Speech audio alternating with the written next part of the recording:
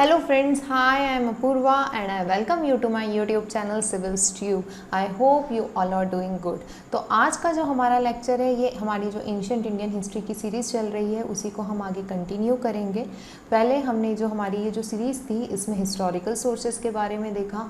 हमने सारे जो लिटरेरी सोर्सेज थे जिसमें रिलीजियस सोर्स था, सेक्युलर टेक्स्ट जो थी, उसके अलावा जो फॉरेन टेक्स्ट जो थी, फॉरेनर्स जो इंडिया में ट्रैवल करने आए या जो भी ग्रीक एम्बेसडर वगैरह मेगास्थनीज वगैरह आए, इनने अपनी बुक में इंडिया के बारे में क्या मेंशन किया या इंडियन हिस्ट्री के बारे में क्या बताया, वो सारी चीज़ों को डिटेल में कवर किया। उसके बाद का जो हमारा पार्ट था उसमें हमने आर्कोलॉजिकल सोर्सेज को कवर किया। आर्कोलॉजिकल सोर्सेज में पहले हमने सारे इंस्क्रिप्शंस के बारे में देखा। इंस्क्रिप्शंस को कवर करने के बाद में हमने कॉइन्स देखा, कॉइन्स के बाद में हमने मॉन्यूमेंट देखा। तो इस तरीके से जो हमारा हिस्टोरिकल सोर्सेज वाला पार्ट था हमने उसको कवर किया। Historical sources one of the most important topic है और यदि आपने वो लेक्चर्स नहीं देखे हैं तो पहले आप वो लेक्चर्स देख लीजिए, क्योंकि वो एग्ज़ाम में बहुत इंपॉर्टेंट रोल प्ले करते हैं। उससे रिलेटेड कुछ ना कुछ क्वेश्चन एग्जाम्स में बनते ही हैं।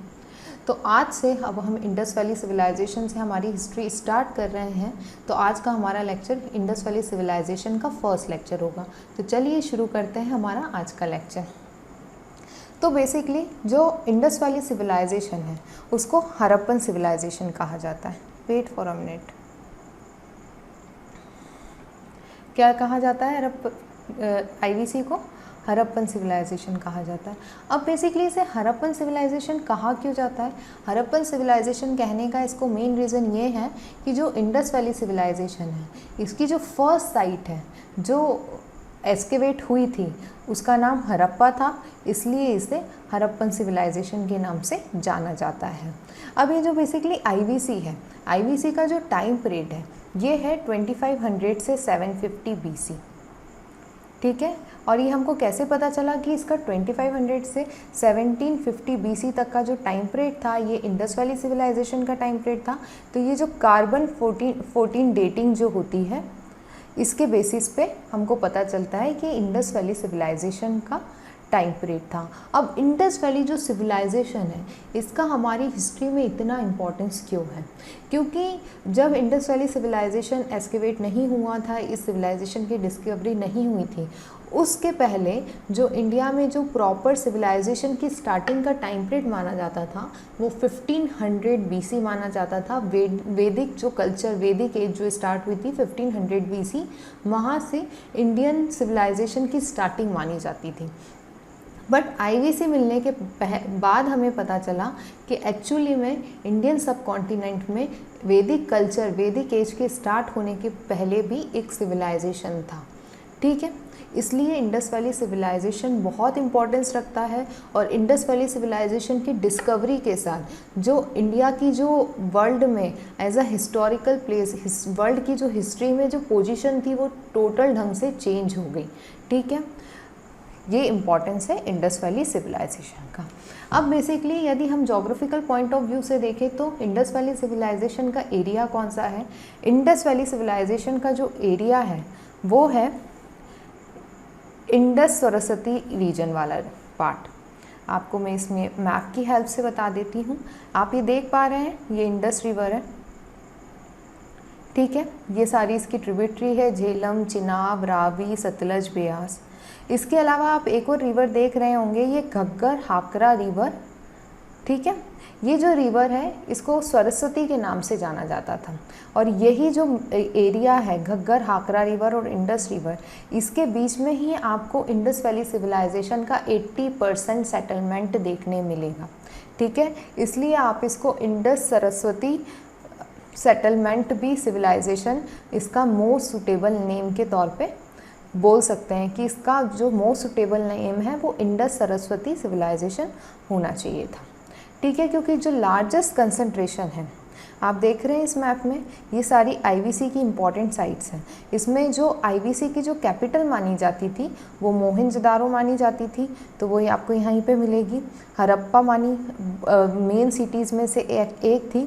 उसके अलावा यहाँ पे चाहनुदारो, अलादीनो, ये वाला जो पूरा रीजन है यहाँ पे 80% जो सेटलमेंट है वो आपको देखने को मिलेगा। इसलिए कहा जाता है कि ये वाला जो एरिया है ये इसका इंडस वैली सिविलाइजेशन का मेन रीजन था। इसके अलावा ये एक प्रोटो हिस्टोरिक साइट है। क्या है ये एक प्रोटो हिस्टोरिक साइट है। अब हमने जब हिस्टोरिकल सोर्सेस पढ़ा था उसमें मैंने बताया था कि प्रोटो हिस्टोरिक परेड क्या होता है। तो बेसिकली जो प्रोटो हिस्टोरिक परेड होता है ये वो परेड होता है जिस समय के हमारे पास में रिटन रिकॉर्ड्स तो हैं, हमको पता तो है कि ये लैंग्वेज यूज़ की गई, इस तरीके से लिखा गया, इस तरीके से बताया गया, बट अभी तक हम उस लैंग्वेज को डिसाइफर नहीं कर पाए हैं। हमें अभी तक यही नहीं पता कि उस लैंग्वेज का मतलब क्या है। तो हम उस टाइम पीरियड को, जिस समय की हमारे पास लैंग्वेज है, जिस समय लैंग्वेज का यूज़ होना स्टार्ट हो चुका था, बट अभी तक हम उसे डिसाइफर नहीं कर पाए, अभी तक हम नहीं पता लगा पाए कि उस लैंग्वेज का मतलब क्या है, तो उस टाइम के पीरियड को हम बोलते हैं, उस टाइम पीरियड को हम बोलते हैं प्रोटो हिस्टोरिक पीरियड। ठीक है। अब ये जो IVC है ये एक चालकोलिथिक साइट है। ठीक है, चालकोलिथिक एज की साइट है और ब्रॉन्ज एज की साइट है। अभी चालकोलिथिक का मतलब क्या होता है? चालकोलिथिक का मतलब में लिथिक होता है स्टोन और चालको होता है कॉपर, मतलब कि कॉपर एज है। इसके बाद में इसे ब्रॉन्ज एज भी कहा जाता है।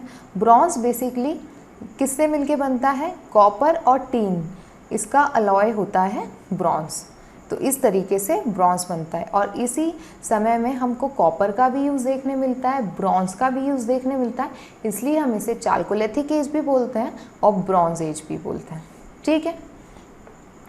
अब हम क्या देखते हैं कि इसकी जो southern most, eastern most, southern most, eastern most, north most और वेस्टर्न मोस्ट साइट्स कौन सी हैं। तो इसकी जो नदर्न मोस्ट साइट है वो है Manda on the bank of river Chenab in Jammu and Kashmir. आप इस मैप में देख पा रहे हैं, ये रहा Manda on the bank of river Chenab, दिख रहा है आपको, ये इसकी लोकेशन है, ये चेनाब रिवर के बैंक पे है। अब इसकी जो वेस्टर्न मोस्ट साइट है वो कौन सी है? सुटका गैंडो। ठीक है, ये इसकी वेस्टर्न मोस्ट साइट है, ये on the bank of river Dasht है। फिर इसके बाद में यहाँ पे है आलमगीर। ये आलमगीरपुर जो प्लेस है ये प्रेजेंट डे उत्तर प्रदेश में आती है, on the bank of river Hindon है ये। उसके अलावा ये इधर महाराष्ट्र में इधर आ जाता है दायमाबाद, और ये जो दायमाबाद है ये on the bank of river Pravara है।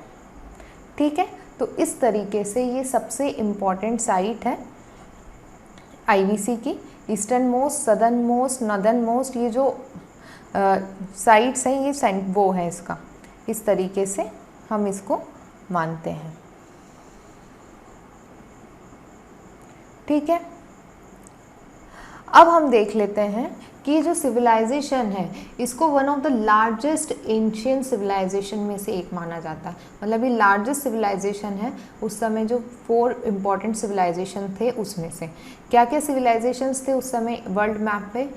इजिप्ट का सिविलाइजेशन था, मेसोपोटामियन सिविलाइजेशन था, साउथ एशिया का जो सिविलाइजेशन था वो साउथ एशिया में इंडस आ जाता है, और चाइना।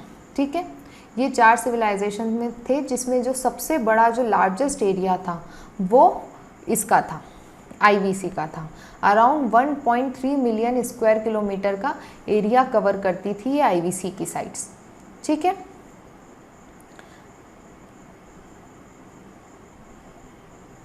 अब जो जॉन मार्शल थे ये फर्स्ट पर्सन थे जिनने Indus valley civilisation word use किया था। इन्होंने इंडस वैली सिविलाइजेशन वर्ड क्यों यूज़ किया होगा?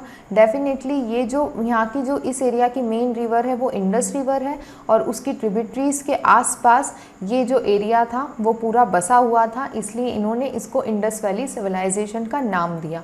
इसको हड़प्पन सिविलाइजेशन के नाम से भी जाना जाता है, क्योंकि जो इसकी फर्स्ट साइट थी जो डिस्कवर हुई थी, जो एक्सकेवेट हुई थी, वो हड़प्पा थी, इसलिए इसको हड़प्पन सिविलाइजेशन भी कहा जाता है। अब हड़प्पा जो है वो बेसिकली एक्सीडेंटली डिस्कवर हुआ था, एक्सीडेंटली इसकी डिस्कवरी हुई थी। तब यहाँ पे जो रेलवे ट्रैक था, जब उसका काम चल रहा था, रेलवे ट्रैक बिछाने का काम चल रहा था, उस समय हड़प्पा एक्सीडेंटली मिला था। ठीक है। अब हम इस सिविलाइजेशन के बारे में देखेंगे कि इस समय की टाउन प्लानिंग कैसी थी, रिलीजन का फॉलो कैसे करते थे, सोसाइटी का स्ट्रक्चर कैसा था, इकोनॉमी कैसी थी। तो ये सारी चीज़ें हमको कुछ एविडेंसेस के बेसिस पे पता चलती हैं। कुछ एविडेंसेस मिलते हैं जिनके बेसिस पे ही आप पता लगा पाते हैं कि उस समय का कल्चर क्या था या सोसाइटी क्या थी या पॉलिटिकल स्ट्रक्चर क्या था। ये सब आप एविडेंसेस के बेसिस पे पता लगाते हैं। तो सबसे पहले अब हम जो इंडस वैली सिविलाइजेशन से हमको एविडेंसेस मिले हैं वो देख लेते हैं, उसके बाद में हम आगे की चीज़ें कंटिन्यू करेंगे। तो सबसे इम्पॉर्टेंट जो पहली साइट है जो मिली है इंडस सिविलाइजेशन की, वो है Harappa. Harappa on the bank of river Ravi है और पंजाब, पाकिस्तान का जो पंजाब प्रोविंस है वहाँ पे ये हड़प्पा है। आप ये मैप पे देख रहे होंगे, ये on the bank of river Ravi आपको दिख रहा है। तो ये रावी के बैंक पे है Harappa city. One of the most important city of Indus valley civilisation मानी जाती है इसको। ठीक है, ये 1921 में इसको, ये साइट है जो डिस्कवर हुई थी। इसको एस्केवेट किया था दयाराम साहनी ने इन 1921। आपको इनका नाम याद होना चाहिए। दयाराम साहनी ने 1921 में इस साइट को एस्केवेट किया था। ये साइट जो है वो present day Punjab province of Pakistan में आती है, on the bank of river Ravi है। ठीक है, ये चीज़ें डिटेल आपको इससे रिलेटेड पता होनी चाहिए। अब हम देख लेते हैं कि यहाँ से एक्चुअली हमको मिला क्या क्या। तो सबसे पहले हमको यहाँ से मिला 6 ग्रेनरीज इन रोम। ग्रेनरीज क्या होती है? ग्रेनरीज में जो पर्टिकुलर सीज़न में जिस भी चीज़ का प्रोडक्शन होता है उनको स्टोर करने के लिए वहाँ पे ग्रेनरीज बनाई जाती थी। बड़ी बड़ी ग्रेनरीज बनाई जाती थी कि प्रॉपर ढंग से सिटी में उस चीज़ का सप्लाई हो सके, ग्रेन्स का प्रॉपर ढंग से सप्लाई हो सके। इसलिए हमको यहाँ पे ग्रेनरीज के एविडेंसेस मिलते हैं। तो हमको 6 ग्रेनरीज इन रो मिली। देखिए ये जो डायग्राम है ये ग्रेनरीज का डायग्राम है। ये जो आपको दिख रहा है इसके अंदर ये ग्रेन्स को स्टोर करते थे। इस तरीके से ये 6 हैं इस साइड और ये 6 हैं इस साइड। इस तरीके से हमको हड़प्पा में ग्रेनरीज के एविडेंसेस मिले, ग्रेनरीज इन रो। ठीक है, इसके अलावा वर्जिन गॉडेस की सील मिली। एक्चुअली जो हड़प्पन सिविलाइजेशन है यहाँ के जो एविडेंसेस में हमको जो सबसे ज़्यादा चीज़ मिली है वो है सील। सील बेसिकली एक स्टेटाइट का बना हुई सील होती थी। ये कुछ इस तरीके की दिखती थी। इसके ऊपर अलग अलग सिम्बॉल्स बने होते थे। ये एज आ करेंसी तो नहीं यूज़ होती थी बट ट्रेड पर्पस के लिए यूज़ होती थी। लाइक अ स्टैम्प, जैसे आज की तारीख में हम स्टैम्प का यूज़ करते हैं, उस समय शायद इन सील्स का यूज़ होता था as a stamp trade purpose के लिए। ठीक है, तो हमको जो एक सील मिली है उस पर वर्जिन गॉडेस बनी हुई है। इसके अलावा हमको स्टोन सिम्बॉल्स मिलते हैं योनी और लिंक्स के। इसके अलावा हमको एक क्ले फिगर मिलता है मदर गॉडेस का, डाइस मिलते हैं, कॉपर स्केल मिलती है, वैनिटी बॉक्स मिलता है, पॉटरी मिलती है, मेल टॉर्सो सैंडस्टोन का मिलता है। ये देख रहे हैं आप, ये मेल टॉर्सो ये सैंडस्टोन का बना हुआ है। ये भी हमको हड़प्पा से मिला है। इस मेल टॉर्सो से हमको थोड़ा सा आइडिया लगता है कि शायद उस समय के जो मेल्स होते थे वो क्या पहनते थे। आप देख पा रहे होंगे कि ये जो मेल टॉर्सो है इसका जो एक जो शोल्डर है इस पे से आपको शॉल कवर दिख रही होगी। तो शॉल का यूज़ होता था, ये हमको इससे मेल टॉर्सो से पता चलता है। ठीक है, अब जो नेक्स्ट साइट है वो है मोहनजोदारो। मोहनजोदारो को ऐसा कंसीडर किया जाता है कि शायद ये कैपिटल सिटी होगी। अब हम देख लेते हैं कि क्यों ऐसा कंसीडर किया जाता है कि मोहनजोदारो एक कैपिटल सिटी होगी। बेसिकली जो मोहनजोदारो है on the bank of river Indus है। जो इंडस वैली सिविलाइजेशन की जो मेन रिवर है वहाँ उस रिवर पे ही ये है। ठीक है, मोहनजोदारो को बेसिकली नखलिस्तान के नाम से भी जाना जाता है, that is oasis of Sindh. Oasis का मतलब क्या होता है? डेजर्ट एरिया में वो पार्ट जहाँ पे पानी हो, पेड़ पौधे आपको देख पाए, लाइफ आप देख पाओ, उस एरिया को हम नखलिस्तान बोलते हैं। और मोहनजोदारो जो प्लेस है उसको नखलिस्तान बोला जाता है। इसके अलावा ये on the bank of river Indus है। ये सिंध प्रोविंस में, कहाँ है ये? सिंध प्रोविंस में है, पाकिस्तान के। ये डायग्राम देख रहे हैं, ये मोहनजोदारो की लोकेशन है। ये कौन सा एरिया है, तो ये सिंध प्रोविंस है। सिंध प्रोविंस में हमको ये साइट देखने मिलती है। One of the most important site of Indus valley civilisation है। ये जो साइट है हड़प्पा के बाद में एक्सकेवेट हुई थी। 1922 में R.D. बैनर्जी ने इसको एक्सकेवेट किया था, एक्सकेवेटेड बाय R.D. बैनर्जी इन 1922। ये साइट क्यों फेमस है? ये साइट फेमस है क्योंकि यहाँ पे हमको ग्रेनरी मिली है। ग्रेनरी क्या होता है अभी हमने देखा कि जब हम आगे चल के देखेंगे कि ये जो इंडस वैली सिविलाइजेशन था ये एक अर्बन सिविलाइजेशन था। यहाँ पे सिटी में लोग रहते थे और लोगों को कभी भी ग्रेन्स की प्रॉब्लम नहीं आई, क्योंकि सिटी में रहते थे तो एग्रीकल्चर लैंड दूर होगी, फूड ग्रेन प्रोडक्शन होता था तो वो एडमिनिस्ट्रेशन के द्वारा स्टोर किया जाता था इन ग्रेनरीज में, ठीक है। और मोहनजोदारो में इसलिए हमको ग्रेट ग्रेनरीज के एविडेंसेस मिलते हैं। इसके अलावा हमको यहाँ पे ग्रेट बाथ देखने मिलता है। Large building of the civilisation नहीं है। सबसे बड़ा स्ट्रक्चर यदि हमको इंडस वैली सिविलाइजेशन में कुछ मिला है तो वो है मोहनजोदारो का ग्रेट बाथ। इसके अलावा हम यहाँ पे ग्रेट ग्रेनरी देखते हैं, एक असेंबली हॉल देखते हैं। इसके अलावा हमको यहाँ पे एक पशुपति महादेव सील मिलती है। इस सील के बारे में हम डिटेल में देखेंगे। ये जो सील है ये बहुत इम्पॉर्टेंट है, इसको प्रोटो शिवा सील माना जाता है। इस सील के बारे में हम आगे देखेंगे। ये सील भी हमको मोहनजोदारो से मिलती है। उसके अलावा हमको एक ब्रॉन्ज इमेज मिलती है ऑफ अ वुमन डांसर, ठीक है। Bronze image of woman dancer ये देख रहे हैं आप, ये ब्रॉन्ज की बनी हुई है, ये ज्वेलरी वगैरह पहनी हुई है, ये पूरा सब ज्वेलरी पहनी हुई है। तो हमको ये पता चलता है इससे कि उस समय ज्वेलरी का किस तरीके से यूज़ किया जाता था, ठीक है। और ये हमको कहाँ से मिला है? मोहनजोदारो से मिला है। इसके अलावा एक steatite image of bearded man भी मिली है। स्टेटाइट की बनी हुई हमको एक बियर्डेड मैन की इमेज भी यहाँ से देखने मिली है।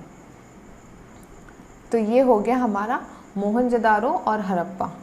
एग्ज़ाम में क्वेश्चंस आते हैं किसी भी तरीके के, जैसे कि MCQs में आपसे ही पूछा जा सकता है कि ब्रॉन्ज जो डांसिंग गर्ल है वो आपको कौन से साइट से मिली है, या जो मोहनजोदारो है वो कब एक्सकेवेट हुई, या किसने एक्सकेवेट की। तो इस तरीके से यहाँ से क्वेश्चंस बनते हैं। अब हम देख लेते हैं दूसरी साइट्स। दूसरी साइट में एक इम्पॉर्टेंट साइट है चाहनुदारो। ये भी इंडस रिवर के बैंक पे है, सिंध प्रोविंस में है, पाकिस्तान में। आप देख रहे हैं ये रहा चाहनुदारो, इंडस रिवर पे है, मोहनजोदारो की इधर आगे इस एरिया में ही है। इम्पॉर्टेंट साइट है ये भी। इस सिटी माना जाता है कि ये जो सिटी है इसमें सिटाडल नहीं था, ठीक है। सिटी विथआउट सिटाडल माना जाता है इसको। इसके अलावा हमको यहाँ से लिपस्टिक के एविडेंसेस भी मिलते हैं, बीड्स के एविडेंसेस भी मिलते हैं। बीड्स मतलब कि इस तरीके के मोती, सीप, इन सब चीज़ों का यूज़ होता था ज्वेलरी बनाने के लिए, उसके भी हमको एविडेंसेस मिलते हैं। उसके अलावा makers shop, Beed makers shop वगैरह देखने मिलती है। इम्प्रिंट्स ऑफ डॉग पॉ, मतलब हमको यहाँ से जो डॉग होता है उसके पंजों के निशान देखने के लिए मिलते हैं ब्रिक्स पे। इसके अलावा एक और इम्पॉर्टेंट चीज़ मिलती है हमको यहाँ से इंक पॉट। ये इंक पॉट का मिलना हमको बताता है कि वो सिविलाइजेशन कितना ज़्यादा एडवांस था। ये तो हमने देखा कि अर्बन सिविलाइजेशन था, great granaries, assembly hall, great bath, bronze dancing girl, jewellery making industry, आपको हर चीज़ देखने मिलेगी। ये बहुत ज़्यादा डेवलप्ड सिविलाइजेशन था। और यहाँ पे हमको इंक पॉट के भी एविडेंसेस मिलते हैं चाहनुदारो से। अब एक जगह है सुरकोटड़ा। ये जो सुरकोटड़ा है ये इम्पॉर्टेंट साइट हो जाती है, क्योंकि पहली बात तो ये कहाँ है इसका मैप, पहली बात तो ये इंडिया में है, गुजरात में, ठीक है। और ये एक अकेली साइट है जहाँ से हमको हॉर्सेस के एविडेंसेस देखने मिलते हैं, ठीक है। Only site where the remains of horse have actually been found. इसके अलावा हमको यहाँ पे पॉट बरियल के भी एविडेंसेस देखने के लिए मिलते हैं। तो ये चीज़ हमको कहाँ से देखने मिलती है? सुरकोटड़ा से पॉट बरियल का एविडेंस देखने मिलता है। इसके अलावा हमको जो रिमेन ऑफ हॉर्स है वो इसी जगह से एक्चुअली देखने के लिए मिलते हैं। इसके बाद में जो सुटका गैंडोर है, सुटका गैंडोर हमने अभी थोड़ी देर पहले ही देखा था, ये वेस्टर्न मोस्ट साइट है इंडस वैली सिविलाइजेशन की, वेस्टर्न मोस्ट साइट है, on the bank of river Dasht है, ठीक है, मकरन कोस्ट में आती है। ये जो पार्ट है इसे मकरन कोस्ट का पार्ट कहा जाता है, वहाँ पे आती है, ये भी पाकिस्तान में आती है, पाकिस्तान ईरान बॉर्डर के पास में। तो अब हमको इससे क्या पता चलता है, पहली बात तो ये पोर्ट सिटी दिख रही है हमको, सुटका गैंडोर पोर्ट सिटी दिख रही है, ये पोर्ट सिटी थी और ट्रेडिंग पॉइंट था आईवीसी और बेबीलोन के बीच में, मतलब कि ग्रीक और आईवीसी के बीच में ये एक ट्रेडिंग पॉइंट माना जाता था सुटका गैंडोर। इसके अलावा हम नेक्स्ट साइट देखते हैं लोथल, ठीक है। Lothal one of the most important site है क्योंकि ये इंडिया में है, on the bank of river Bhogava है ये रिवर, ठीक है। ये रही लोथल की लोकेशन। अब क्यों ये सिटी बहुत ज़्यादा इम्पॉर्टेंट है इंडिया के पर्सपेक्टिव से और इंडिया के पॉइंट ऑफ व्यू से, सबसे पहली बात तो ये सिटी इंडिया में है, अहमदाबाद गुजरात में है। ये सिटी एस्केवेट किया था इसको एसआर राव ने 1954 में। ये कहीं जगह पे ये कहा जाता है कि वर्ल्ड का अर्लीस्ट नोन डॉकयार्ड है, man made earliest known dockyard है, मतलब इंसानों के द्वारा बनाया गया ये पहला डॉकयार्ड है। आप देख रहे हैं डॉकयार्ड वो जगह होती हैं जहाँ पे शिप्स को रोका जाता है और पानी का बहाव इस तरीके से वो किया जाता है कि शिप्स अच्छे से इस लोकेशन पे पहुँच सके और शिप्स को आने जाने में प्रॉब्लम नहीं है। तो ये होते हैं डॉकयार्ड्स और ये वर्ल्ड का ओल्डेस्ट मैन मेड डॉकयार्ड है, ठीक है। इसके अलावा हमको यहाँ से राइस हस्क के भी एविडेंसेस मिलते हैं, मेटल वर्कर्स की शॉप भी मिलती है, टेराकोटा फिगर मिलता है हॉर्स का, ठीक है। जो सुरकोटड़ा जो प्लेस है वहाँ से हमको हॉर्स के रिमेन मिलते हैं और यहाँ से हमको जो हॉर्स है उसका फिगर मिलता है। इसके अलावा यहाँ पे हमको डबल बरियल के भी एविडेंसेस मिलते हैं, मतलब कि 2 लोगों को एक साथ दफनाया गया। इसके अलावा यहाँ पे हमको पर्शियन और ईरानियन सिल्स भी मिलती हैं और पेंटेड जार भी मिलता है, ठीक है। पेंटेड जार, पर्शियन और ईरानियन सील्स भी मिलती है। अब ये जो सील्स है इसके मिलने का क्या इम्पोर्टेंस है, इससे हमको ये पता चलता है कि उस समय ट्रेड होता होगा तभी जो पर्शिया और ईरान की सील है वो यहाँ तक पहुँची है। और लोथल वैसे भी एक पोर्ट सिटी थी, ये वर्ल्ड का ओल्डेस्ट मेन मेड डॉकयार्ड भी माना जाता है। तो इससे हमको पता चलता है कि उस समय ट्रेड एक्टिविटीज़ कितनी ज़्यादा फ्लरिश्ड थी। अब जो हमारी नेक्स्ट साइट है वो है Kalibangan. Kalibangan on the bank of river Ghaggar है, ये रहा कालीबंगन। ये जो घग्गर रिवर है यहाँ पे मिलती है आपको, ये सिटी राजस्थान में आती है, ठीक है। हनुमानगढ़ डिस्ट्रिक्ट ऑफ राजस्थान में ये सिटी से हमको कुछ ऐसे एविडेंसेस मिले जो हमको दूसरी जगह से नहीं मिला, जैसे कि 7 फायर अल्टर्स, ठीक है। 7 फायर अल्टर्स के वो मिले हैं हमको एविडेंसेस। प्लॉग्ड फील्ड सरफेस, मतलब कि जो खेत की जो जुताई होती थी, प्लॉग्ड फील्ड सरफेस, वो भी हमको यहाँ से मिला है। डेकोरेटेड ब्रिक्स भी देखने मिली है और मेसोपोटामियन सील भी देखने मिली है, मतलब पर्शिया की, ईरान की सील्स भी हमने यहाँ पे देख ली। उसके अलावा मेसोपोटामियन सील्स भी हमको इंडस सिविलाइजेशन में मिली, जिससे हमको और अच्छे से ये क्लियर हो जाता है कि ट्रेड एक्टिविटीज़ बहुत ज़्यादा अच्छी थी इस समय। अब दूसरी जो साइट है वो है Daimabad. Daimabad southern most site है, हमने देखा ही था पहले मैप में बताया था आपको। ये रहा दायमाबाद, ये महाराष्ट्र डिस्ट्रिक्ट में आती है आज की तारीख में, प्रेजेंट डे परावरा रिवर पे थी। यहाँ से हमको ब्रॉन्ज इमेज मिलती है और ये सदर्न मोस्ट साइट है इंडस वैली सिविलाइजेशन का। इससे ज़्यादा इस साइट से रिलेटेड कोई बहुत इंपॉर्टेंट फैक्ट नहीं है। अब ये जो साइट है धोलावीरा, ये भी one of the most important site है। ये on the bank of river Luni है, लूनी रिवर, कच्छ गुजरात में आती है सिटी, ठीक है। ये रहा धोलावीरा, रन ऑफ कच्छ। ये पूरा डेजर्ट एरिया जैसा ही है ये वाला पार्ट, तो आप समझ सकते हैं कि यहाँ पे पानी की कितनी ज़्यादा प्रॉब्लम होगी। तो ये जो धोलावीरा जो साइट है, यहाँ से हमको वाटर हार्नेसिंग सिस्टम, वाटर को कंजर्व करने का सिस्टम मिलता है। एक बहुत बड़ा वाटर रिजर्वायर मिलता है। इसके अलावा ये ऐसी अकेली साइट है जो 3 पार्ट में डिवाइड है। अब जब हम टाउन प्लानिंग पढ़ेंगे तो हमको पता चलेगा कि जो इंडस वैली सिविलाइजेशन था उसकी जो मैक्सिमम जो साइट्स थी वो 2 पार्ट्स में डिवाइड थी। एक हायर सिटी होती थी, सिटाडेल वाला पार्ट होता था जहाँ पे जो एडमिनिस्ट्रेटिव क्लास लोग थे, जो रूलिंग क्लास था वो रहता था, और एक lower part of the city होती थी जहाँ पे नॉर्मल सिटीजन्स रहते थे। तो इस तरीके के से सिटी होती थी। बट जो धौलावीरा है वो ऐसी सिटी थी जिसे 3 पार्ट में डिवाइडेड थी। एक इसमें वाटर रिजर्वॉयर वाला एरिया था वो अलग था, इसके अलावा यहाँ पे जो हायर जो सोसाइटी थी उनका सिटाडेल अलग था, उसके अलावा जो लोअर सोसाइटी थी उनके नॉर्मल हाउसेस थे।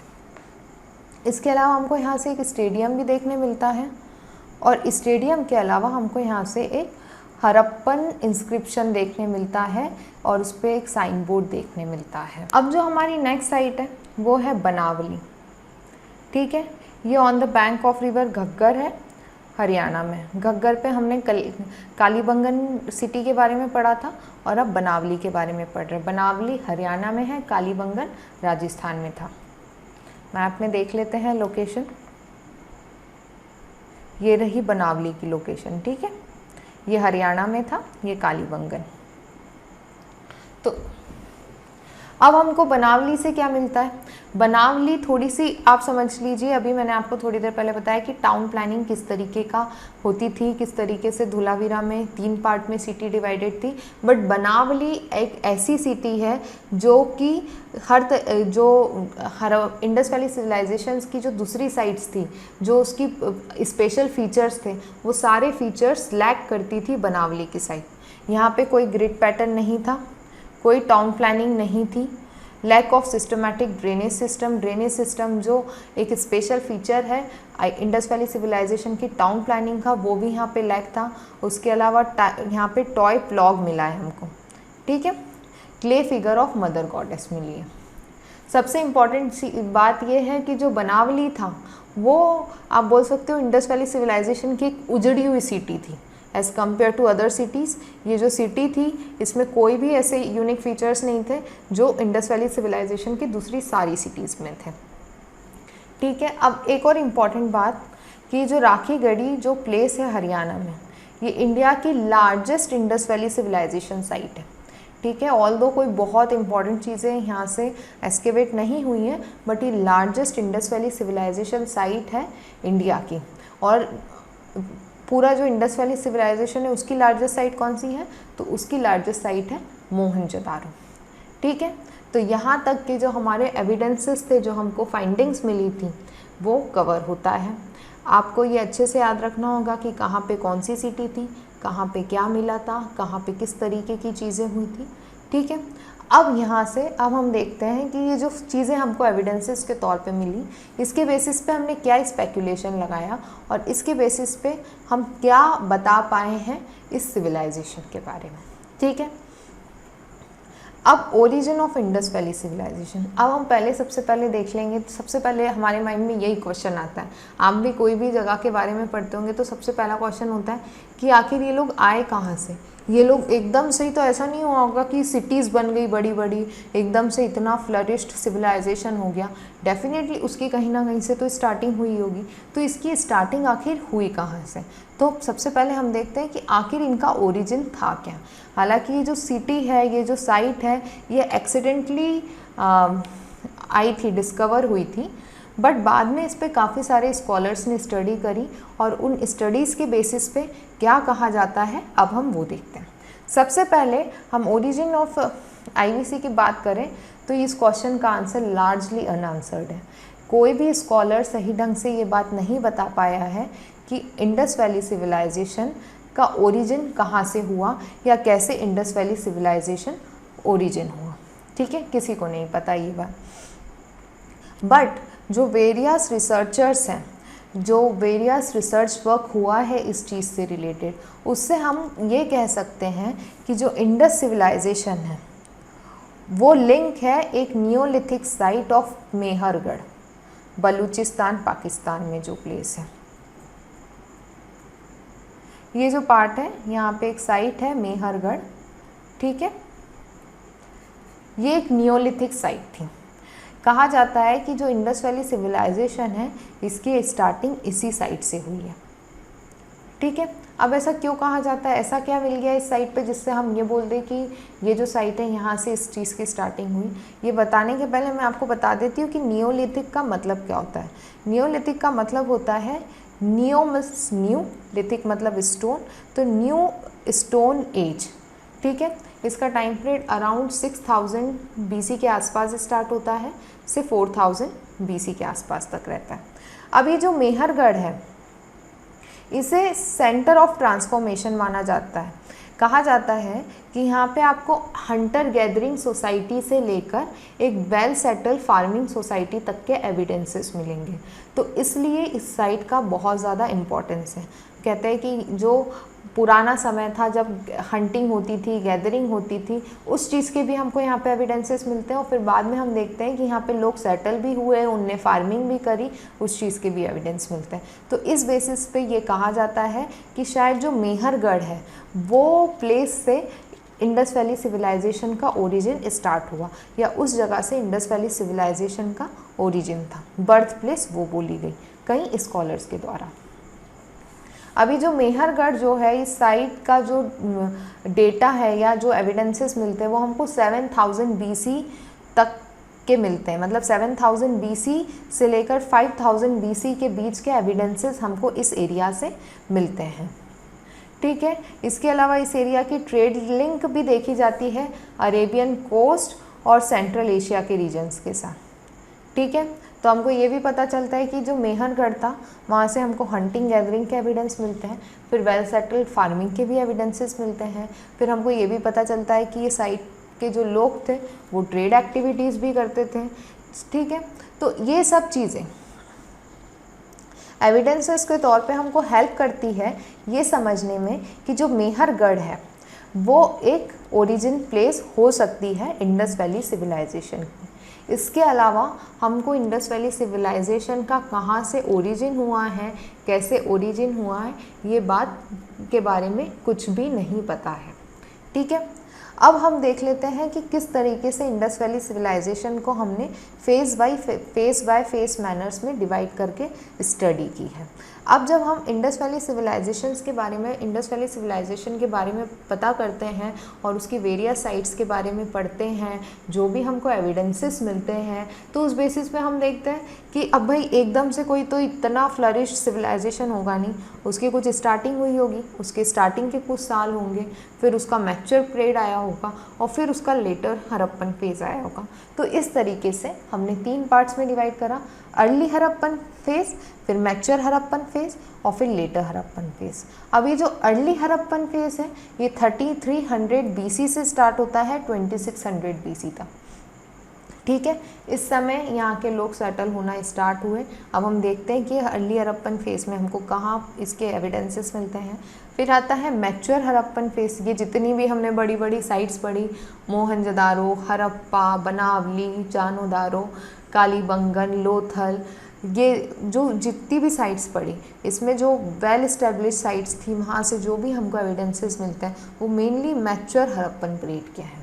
ठीक है, उसके बाद में इसका एक लेटर हड़प्पन फेज़ भी आया जो कि 1900 से 1300 BC तक का माना जाता है। इस समय ये माना जाता है कि इंडस वैली सिविलाइजेशन डिक्लाइन होना स्टार्ट हो गया था। अब हम ये भी देखेंगे कि वो कैसे डिक्लाइन हुआ, कैसे उनका ओरिजिन हुआ, कैसे वो डेवलप हुए और फिर उनका जो डेवलप्ड वाला फेज़ था वो कैसा था, ये सारी चीज़ों को देखते हैं। अभी जो अर्ली हड़प्पन फेज़ है, अर्ली हड़प्पन फेज़ की हम बात करें तो ये कौन से एरिया से रिलेटेड है, हाकरा फेज़। ठीक है, घग्गर हाकरा रिवर वैली का पार्ट बोल सकते हैं हम। Earliest example of Indus script dated back to 3000 BC। ये जो देखिए, ये जो हाकरा रिवर वाला जो पार्ट है, ये वाला जो पार्ट है हम इसको बोलते हैं कि शायद ये अर्ली फेज़ होगा। ये वाला जो पार्ट है ये शायद अर्ली फेज़ होगा इसका, वेट फॉर हमने। ठीक है, यहाँ से इसके अर्ली फेज़ की स्टार्टिंग हुई होगी, यहाँ से डेवलपमेंट एक्टिविटीज़ चालू हुई होगी, धीरे धीरे उनने टाउन्स बनाना सीखे होंगे, धीरे धीरे उनने ब्रिक्स बनाना सीखी होगी। तो ये जो चीज़ों की स्टार्टिंग हुई वो यहाँ से हुई। सेंट्रलाइज्ड अथॉरिटी थी शायद इस पीरियड में, और increasing urban quality of life. यहाँ हम देखते हैं कि धीरे धीरे जो अर्बन क्वालिटी ऑफ लाइफ, जो अर्बन सिविलाइजेशन, वो डेवलप होना स्टार्ट हो गया। फिर जो कोट डीजी है, कोट डीजी भी एक प्लेस है, कोट डीजी ये दी हुई है, ये कोट डीजी, ये इसको बोला जाता है मैच्योर फेस ऑफ हड़प्पा। ये वाला जो रीजन है इसको हम मैच्योर फेस वाला रीजन बोलते हैं। अब क्यों ऐसा बोलते हैं? क्योंकि यहाँ पे आपको हर तरीके का डेवलपमेंट देखने मिलता है सोसाइटी में, इसलिए जो कोट डीजी वाला एरिया है ये कहा जाता है कि ये जो रीजन है ये मैच्योर हड़प्पन फेस प्रेजेंट कर रहा है। यहाँ पे आपको मोहनजोदारो साइट भी देखने मिलेगी, हड़प्पा साइट भी देखने मिलेगी, जितनी भी इम्पोर्टेंट सिटीज़ है वो देखने मिलेगी। इसी तरीके से जो अर्लीस्ट हड़प्पन फेस था हाकरा वाला रीजन, वहाँ पे आपको बनावली देखने मिलेगा। बनावली में हमने पहले पढ़ा था कि जो सिटी थी वहाँ पे ग्रिड पैटर्न लैक करता था, वहाँ पे कोई ड्रेनेज सिस्टम नहीं था, तो वहाँ पे जो प्रॉपर जो टाउन प्लानिंग जो इंडस वैली सिविलाइजेशंस की नॉर्मली सिटीज़ में पाई गई वो लैक करती थी, जिससे हमको पता चलता है शायद वो अर्ली हड़प्पन फेस था। फिर मैच्योर हड़प्पन फेस आया जो कि कोट डीजी वाला जो एरिया है वो रिप्रेजेंट करता है। यहाँ पे अर्बनाइजेशन अपने हाईएस्ट लेवल पे पहुँच गया, अपनी पीक पे पहुँच गया, ठीक है। अब उसके बाद में जब 1800 का टाइम पीरियड आया तो इंडस वैली सिविलाइजेशन था वो ग्रेजुअली डिक्लाइन होना स्टार्ट हो गया। अब वो क्यों डिक्लाइन हुआ ये चीज़ भी अभी तक हमको ढंग से क्लैरिफाई नहीं है, बट उसके काफ़ी सारे रीजंस बताए जाते हैं। हम आखिरी में पढ़ेंगे कि what is the reason of decline of Indus valley civilisation, ठीक है। अब हम देख लेते हैं टाउन प्लानिंग्स और स्ट्रक्चर्स के बारे में। अब हम देखते हैं कि जो इंडस वैली सिविलाइजेशंस की जो सिटी थी यहाँ पे सिस्टमैटिक टाउन प्लानिंग होती थी on a line of grid system. Grid system होता था, मतलब कि एक स्ट्रेट रोड होती थी, वो हर जगह राइट साइड से कटती थी, इस तरीके से 90 डिग्री पे कटती थी। तो मतलब कि प्रॉपर ढंग से ग्रिड पैटर्न में सिटीज़ बनी होती थी। जैसे कि आज की तारीख में यदि आप चंडीगढ़ जाते हैं तो वो ग्रिड पैटर्न पे ही डिज़ाइन है। तो इस तरीके की प्लानिंग आपको इंडस वैली सिविलाइजेशन की सिटीज़ की देखने मिलती है। सेकेंड इम्पॉर्टेंट चीज़ देखने मिलती है कि इस सिविलाइजेशन के लोग बर्न्ट ब्रिक यूज़ करते थे, मतलब कि जो बर्न्ट ब्रिक जो जला के जो ब्रिक्स बनाई जाती है वो इस समय के लोग बनाते थे। ये बहुत यूनिक चीज़ है क्योंकि हम जो इसका कंटेम्प्रेरी इजिप्ट सिविलाइजेशन है वहाँ पे देखते हैं कि वो ड्राइड ब्रिक्स यूज़ करते थे, बट इंडस वैली सिविलाइजेशन में ब्रिक्स यूज़ होती थी और वो भी बर्न्ट ब्रिक यूज़ होती थी। तो ये बहुत यूनिक फीचर है। इसके अलावा हम देखते हैं कि यहाँ पे अंडरग्राउंड ड्रेनेज सिस्टम था। अंडरग्राउंड ड्रेनेज सिस्टम भी इंडस वैली साइट्स के यूनिक फीचर होता था। ये इस तरीके के आपको ड्रेनेज दिखने मिलते हैं जो बहुत ही यूनिक फीचर था उस समय का, ठीक है। आपको कोई और साइट्स पे इस तरीके के एविडेंसेस नहीं मिलेंगे, कोई और सिविलाइजेशन में ऐसे एविडेंसेस नहीं मिलेंगे, जिससे हमको पता चलता है कि आईवीसी के लोग सैनिटाइजेशन का कितना ज़्यादा ध्यान रखते थे या उस समय के लोगों को कितना सिस्टमेटिक ढंग से लाइफ जीना पसंद था, ठीक है। फोर्टिफाइड सिटैडल होते थे, फोर्टिफिकेशन ऑफ टाउन होता था यहाँ पे, और जो सिटैडल होते थे मतलब जो इनके जो महल, ऐसी सिटी ऐसी होती थी इनकी, ये सिटैडल होता था इनका। यहाँ पे जो हाई क्लास है, मर्चेंट क्लास है वो रहते थे, एडमिनिस्ट्रेटिव क्लास, पॉलिटिकल क्लास रहते थे, और ये लोअर सिटी थी, यहाँ पे नॉर्मल लोग रहते थे, ठीक है। और जो इनका जो सिटैडल है इसका प्रॉपर फोर्टिफिकेशन आपको देखने मिलेगा। आप इस डायग्राम में देखिए, ये डायग्राम देख रहे हैं आप, इस तरीके से ये हाइट पे आपको मर्चेंट क्लास और या पॉलिटिकल क्लास जो भी उस समय की रूलिंग क्लास थी वो इस तरीके से रहती थी, और ये जो पार्ट देख रहे हैं आप ये लोअर सिटी रहता था। इस तरीके का स्ट्रक्चर इन समय की साइट्स का आप देख पाते हैं। अब हम क्या देखते हैं, बिलो द सिटैडल आपको बता दिया मैंने, लो टाउन होता था containing brick house inhabited by the common people. जो सिटैडल वाला पार्ट था यहाँ पे रूलिंग क्लास रहती थी, यहाँ पे कॉमन क्लास रहती थी, और हर सिटी दो पार्ट्स में मिलेगी आपको एक्सेप्ट धोलावीरा। जो धोलावीरा जो साइट है वहाँ पे आपको 3 पार्ट में सिटी डिवाइड मिलेगी। जो थर्ड पार्ट होगा वहाँ पे आपको water harnessing system, water reservoir देखने मिलेगा, क्योंकि जो धोलावीरा की जो लोकेशन थी वो एकदम डेजर्ट एरिया थी, वहाँ पे पानी की बहुत ज़्यादा प्रॉब्लम होती होगी, वाटर स्कार्सिटी होती होगी, तो वहाँ पे आपको वाटर रिजर्वॉयर के एविडेंसेस देखने मिलते हैं।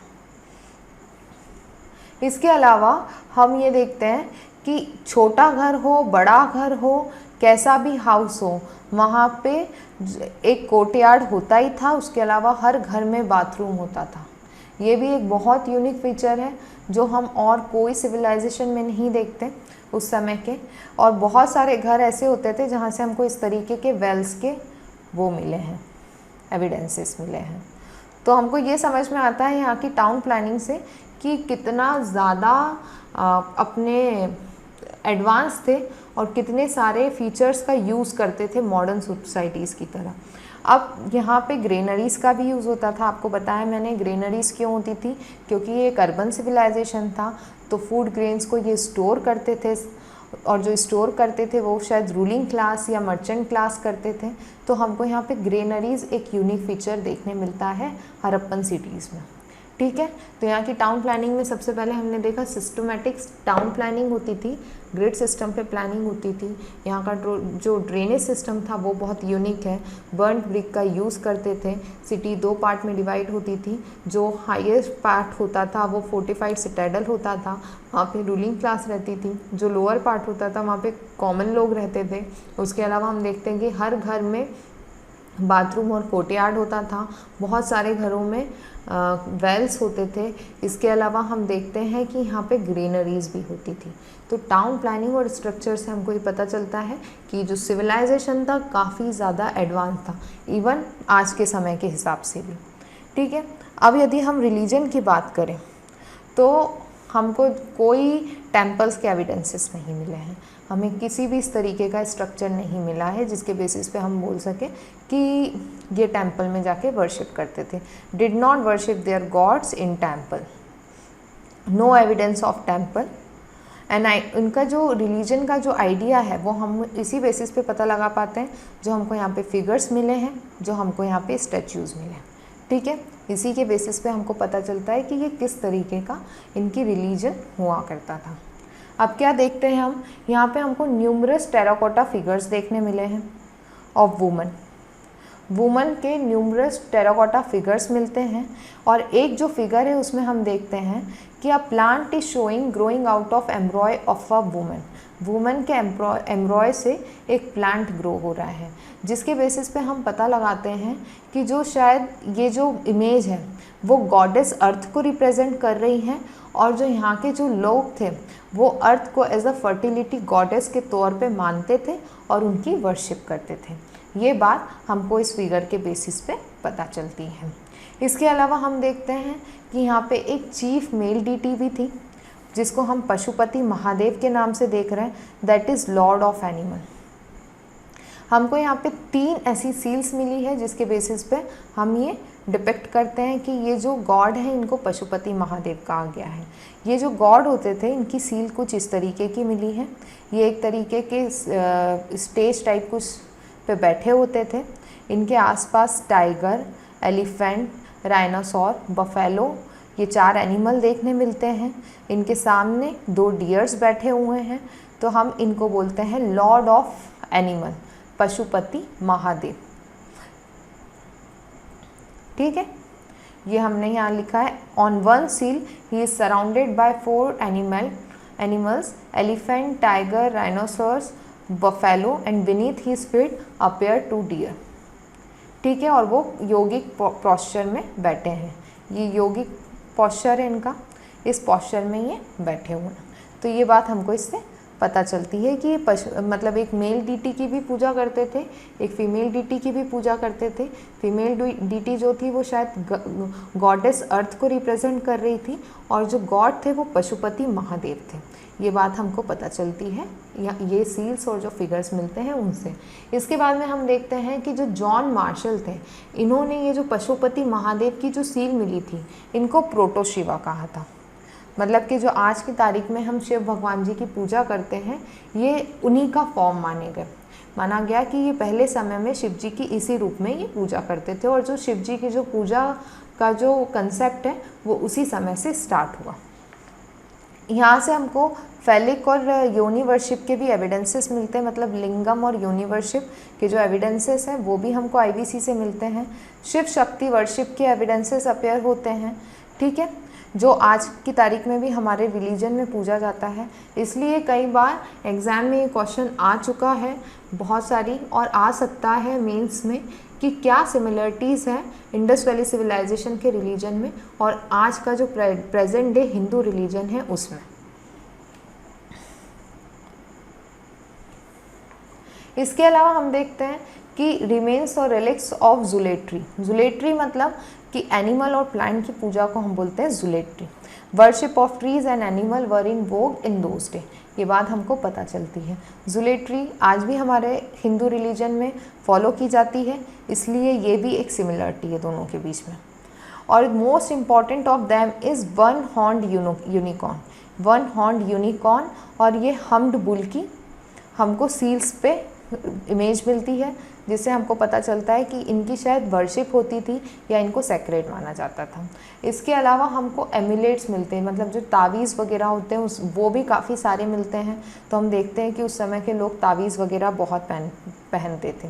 इसके अलावा हमको फायर अल्टर्स के एविडेंसेस मिलते हैं। कालीबंगन से 7 फायर अल्टर्स मिले हैं, और मे भी ये जो फायर अल्टर्स हैं ये रिलीजियस एक्टिविटीज़ से रिलेटेड है, ठीक है।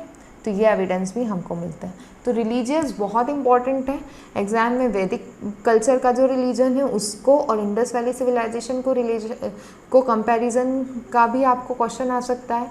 Hindu religion, today's present Hindu religion और आईवीसी के बीच का कंपैरिजन भी आ सकता है। इसके अलावा जो एमसीक्यूज़ है उसमें बहुत सारे क्वेश्चंस बन सकते हैं, जैसे ये पूछा जा सकता है कि फायर अल्टर्स के एविडेंसेस आपको कौन सी साइट से मिलते हैं, या प्रोटो शिवा किसे कहा जाता है, या पशुपति महादेव की जो सील है उस पर कौन से एनिमल्स बने हुए हैं। तो ये जो रिलीजियस एक्टिविटी है आईवीसी की, ये बहुत इंपॉर्टेंट है और आपको इसके सारे पॉइंट याद होना चाहिए। इसके बाद में हम देखते हैं पॉलिटी और सोसाइटी। ऑल्दो हम अभी तक यहाँ की जो पिक्टोग्राफिक स्क्रिप्ट है आईवीसी की उससे डिसाइफर नहीं कर पाए, इसलिए हमें कोई भी अंदाज़ा नहीं है कि किस तरीके की पॉलिटिकल स्ट्रक्चर या ऑर्गेनाइजेशन उस समय था। बट जिस तरीके का मैनेजमेंट, जिस तरीके का एडमिनिस्ट्रेशन, जिस तरीके का सोसाइटी बहुत ज़्यादा एडवांस थी, ये सब चीज़ों के बेसिस पे हम कुछ अंदाज़ा लगाते हैं कि इस समय की सोसाइटी शायद ऐसी होगी। तो क्या अंदाज़ा लगाते हैं? हम ये सोचते हैं कि शायद, कुछ स्कॉलर्स ये बोलते हैं कि शायद ये इंडस वैली सिविलाइजेशन जो था, इसकी जो रूलिंग क्लास थी वो मर्चेंट्स थे जिनका मेन ऑब्जेक्टिव था ट्रेड को फ्लरिश करना, ज़्यादा से ज़्यादा इकोनॉमिक एक्टिविटीज़ पे ध्यान देना। क्योंकि हम आईवीसी के समय पे कोई ऐसी चीज़ें नहीं देखते कि जिससे हमको पता चले कि ये खूब ज़्यादा है ना वॉर वगैरह की एक्टिविटीज़ में इन्वॉल्व रहते थे। हम यही एविडेंसेस के बेसिस पे पता लगा पाते हैं कि वो लोग economic activity, economic upliftment, economic welfare, इन सब चीज़ों पे ज़्यादा ध्यान देते थे। उसके अलावा एक प्रॉपर ढंग से, पीसफुल ढंग से शायद रहना ज़्यादा पसंद करते थे, ठीक है। तो हम उस बेसिस पे क्या बोलते हैं कि शायद ये क्लास ऑफ मर्चेंट्स के द्वारा रूल होती थी। अब यदि हम सोशल सेटअप की बात करें तो सोशल सेटअप की यदि हम देखें तो जो इंडस वैली सिविलाइजेशन था ये एक अर्बन लाइफ वाला सिटी था। यहाँ पे अर्बन लाइफ फॉलो होती थी। रूरल लाइफ जो थी ये सपोर्ट करती थी अर्बन लाइफ को, रॉ मटेरियल प्रोवाइड करती थी ट्रेडिंग एक्टिविटीज़ के लिए, कॉटन प्रोवाइड करती थी ताकि फैब्रिक बन पाए। तो इस तरीके की जो सोसाइटी थी वो सोशल सेटअप था, वो हम इंडस वैली सिविलाइजेशन में देखते हैं। तो आज के लिए बस इतना ही। आज का ये लेक्चर यहीं पर ख़त्म होता है। अब जो हमारा नेक्स्ट लेक्चर होगा वो इंडस वैली सिविलाइजेशन से रिलेटेड ही होगा।